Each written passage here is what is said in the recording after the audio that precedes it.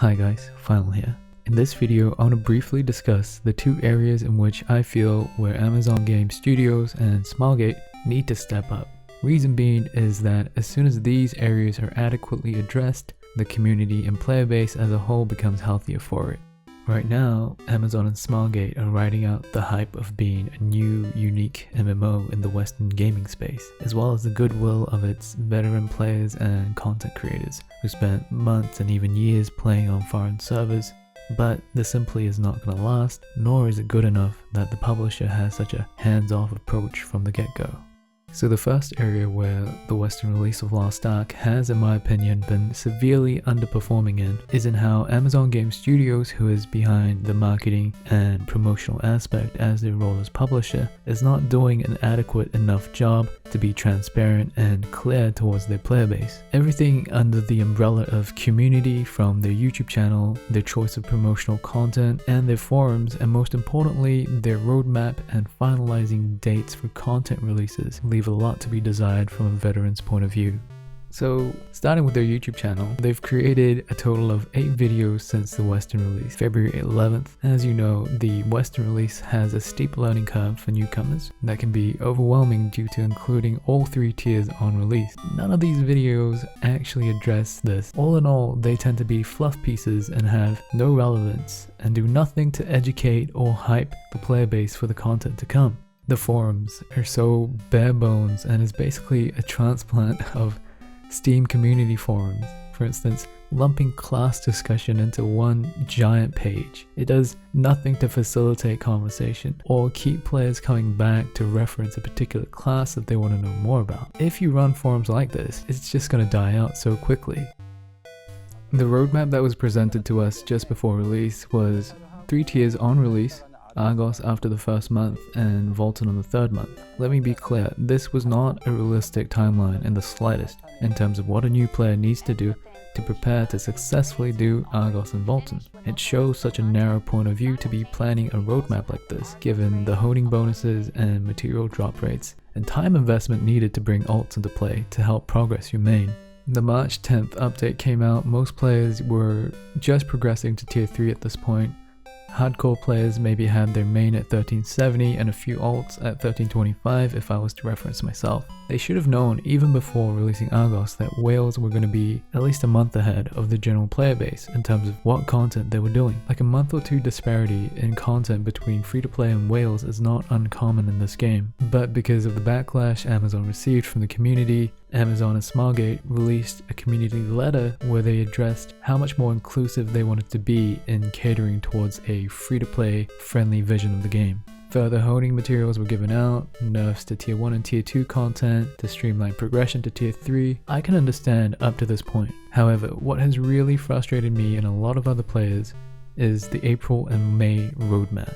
It was announced on April 5th, and suddenly the road towards Valtan and South Vern content is extended even further and subject to player-based evaluation. For the first time, there's this illusion of a content drought happening in the game, where we've been pushing so fast to tier 3 to get to 1370 and beyond. Suddenly, the repetitive nature of early tier 3 sticks out like a sore thumb, especially when we're looking at doing Argos and Aria rotations on mains and alts for the next 2, essentially 4 months to come, as a good portion of your alts will not be Valtan ready on release and still be doing older content from materials. More importantly, because the roadmap came out on April 5th and following update was on April 7th, the player base expected the South Vern and Glaver update to be on the 14th. This was not the case, to the disappointment of many a future Glaver main. Again, this reiterates the need for clarity and transparency in terms of what content is releasing when, a 2-week in advance notice being most ideal since we're playing a streamlined version of the original game, which works to give the community a good heads up for future jumps and accessory tiers and honing buffs. Now let's jump to the second issue that has been plaguing the game, the elephant in the room causing the most impact, the most destruction. Let me start off by saying that this is nothing new to any game, and especially so in recent years. The problem is that Smilegate has had a history to work off of. They've known about bots in particular because the same bots and same methods of easy mass gold generation has been used in the past in other regions, namely Russia and JP. These regions were particularly vulnerable given the nature of the game being free to play as well as easy account creation. Smilegate did such a poor job yet again of being proactive in combating this issue. Large-scale gold generation is particularly detrimental to this game because of how sensitive the economy is in relation to player progression.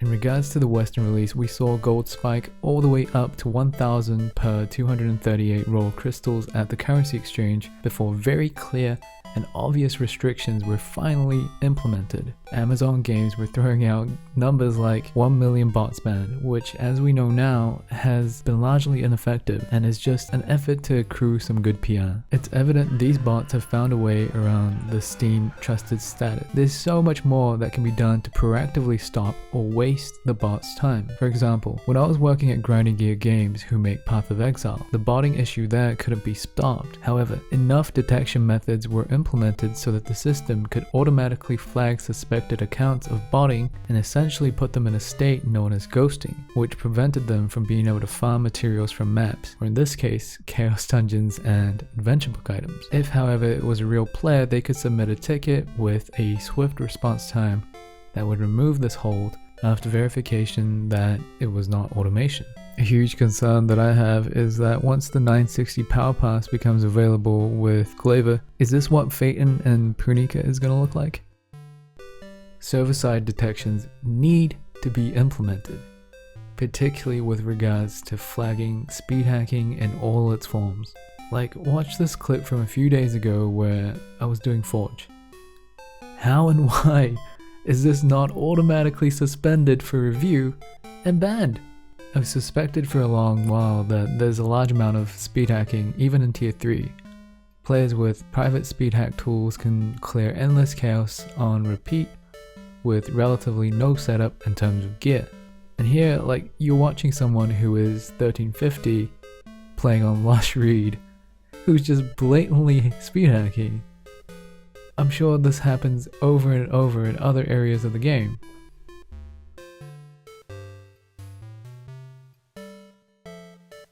And I hate that this raises the question of player legitimacy in areas like competitive PvP, where it often comes down to the last kill.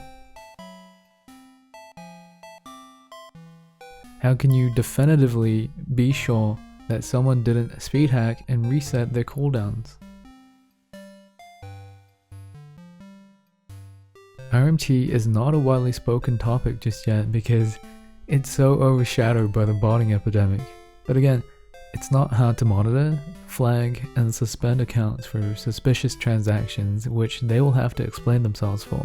JP in particular has a pretty draconian stance on this, and should be adopted to a degree by Amazon.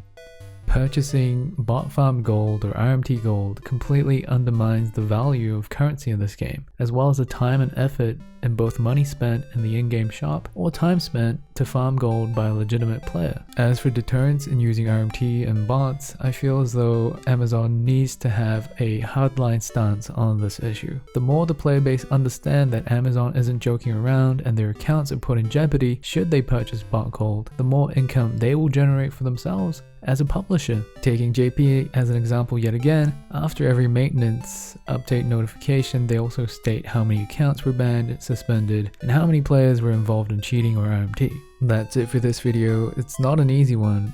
I love the game and will be playing on the Western servers for years to come, but it's better to be informed and get the conversation started and message across to Amazon about the things they need to change and fast. I'll see you guys in the next one.